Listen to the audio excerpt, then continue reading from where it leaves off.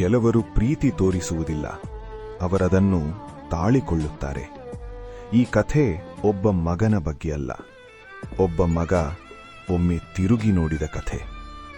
ಮಗನಿಗೆ ಒಂದೇ ಅಭ್ಯಾಸ, ತಂದೆ ಏನು ಕೇಳಿದರೂ ಅವನಿಗದು ತಡ, ತಪ್ಪು, ಅನಗತ್ಯ. ಇದು ಯಾಕೆ ಆಗಿಲ್ಲ? ನೀನು ಏನೂ ಅರ್ಥ ಮಾಡಿಕೊಳ್ಳಲ್ಲ. ಅವನ ಮಾತುಗಳಲ್ಲಿ ಕೋಪ ಹೆಚ್ಚು, ತಾಳ್ಮೆ ಕಡಿಮೆ. ತಂದೆ ಮಾತ್ರ ಒಂದೂ ಹೇಳಲಿಲ್ಲ.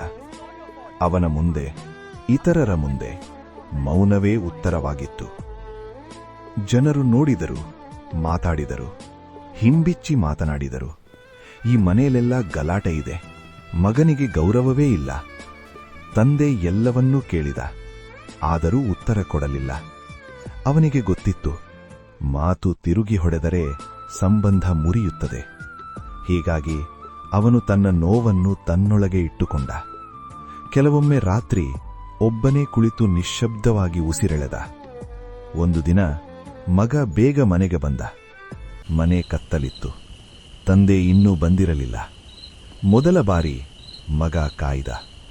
ಕಾಯುವಾಗ ಅವನ ಕಣ್ಣಿಗೆ ಬಿದ್ದವು ಪಾವತಿಯಾಗದ ಬಿಲ್, ಒಂದು ಡ್ರಾಯರ್ನಲ್ಲಿ ಮರೆಮಾಡಿಸಿದ ಔಷಧಿಗಳು ಮತ್ತು ಒಂದು ಕೆಲಸದ ಐಡಿ ಕಾರ್ಡ್.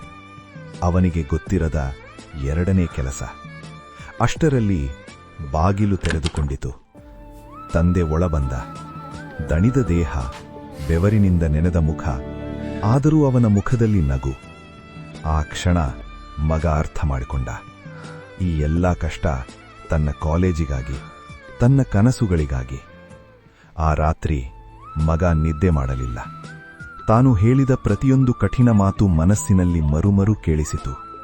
ತಂದೆ ಯಾವತ್ತೂ ಮರಳಿ ಕೋಪ ತೋರಿಸಿಲ್ಲ ಅನ್ನೋದು ಈಗ ಅವನನ್ನು ಒಳಗೊಳಗೆ ಮುರಿದಿತು. ಬೆಳಗ್ಗೆ ತಂದೆ ಏನೋ ಹೇಳಲು ಬಂದ, ಆದರೆ ಮಗನ ಕಣ್ಣು ತುಂಬಿತು. ಮೊದಲ ಬಾರಿ ಅವನು ಕೇಳಿಲ್ಲ, ಕೂಗಲಿಲ್ಲ. ಅವನ ಧ್ವನಿ ನಡುಗಿತು.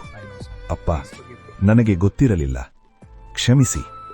2 ಪದಗಳು, ಆದರೆ ತುಂಬಾ ಭಾರ. ಮಗ ತಂದೆಯನ್ನು ಬಿಗಿಯಾಗಿ ಅಪ್ಪಿಕೊಂಡ. ತಂದೆ ಒಂದು ಕ್ಷಣ ಸ್ತಬ್ಧನಾದ. ಮತ್ತೆ ಅವನು ಕೂಡ ಬಿಗಿಯಾಗಿ ಹಿಡಿದ. ಯಾವ ಉಪದೇಶವೂ ಇಲ್ಲ, ಯಾವ ಪ್ರಶ್ನೆಯೂ ಇಲ್ಲ. ಒಂದು ನಿಟ್ಟುಸಿರು, ಒಂದು ಮೌನ. ಕೆಲವೊಮ್ಮೆ ತಂದೆ ತಾಯಿಗೆ ಗೌರವ ಬೇಡ, ಅವರ ಕಷ್ಟ ನೋಡಲ್ಪಡಬೇಕು. ಅವರು ಮುರಿಯುವ ಮುನ್ನ ನಾವು ತಿರುಗಿ ನೋಡಬೇಕು.